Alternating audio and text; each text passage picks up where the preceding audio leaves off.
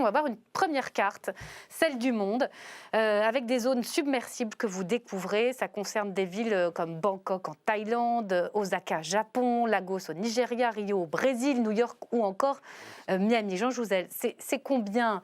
C'est quoi? C'est 10% de la population mondiale qui pourrait ce être sont beaucoup de grandes concernée? villes.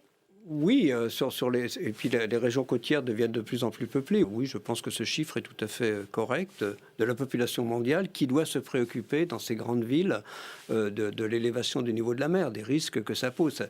Bien sûr, il y a des moyens aussi de s'y adapter, mais pas si l'élévation du niveau de la mer dépasse 1 mètre, 1,50 m, pratiquement, il n'y a plus d'adaptation possible. Et ça, c'est un risque pas pour ce siècle, mais pour le siècle prochain. Donc c'est la côte qui recule et forcément des déplacements. C'est quelque chose de très sérieux, pas dans le court terme. Alors, le court terme, c'est déjà, disons, ça pose problème, mais c'est surtout quelque chose de très sérieux à moyen et long terme. Et à long terme, effectivement, si on dépasse sur une période suffisamment longue, malheureusement, les 2 ou 3 degrés, ce qui est un risque, eh bien, le Groenland pourrait fondre à échéance de plusieurs siècles, voire de millénaires. Ce sont 7 mètres supplémentaires d'élévation du niveau de la mer. Oui, c'est maintenant que nous en décidons. C'est ça qui est important. Ce sont les émissions des 20-30 prochaines années qui vont décider du sort du Groenland à échéance de quelques siècles, voire de millénaires.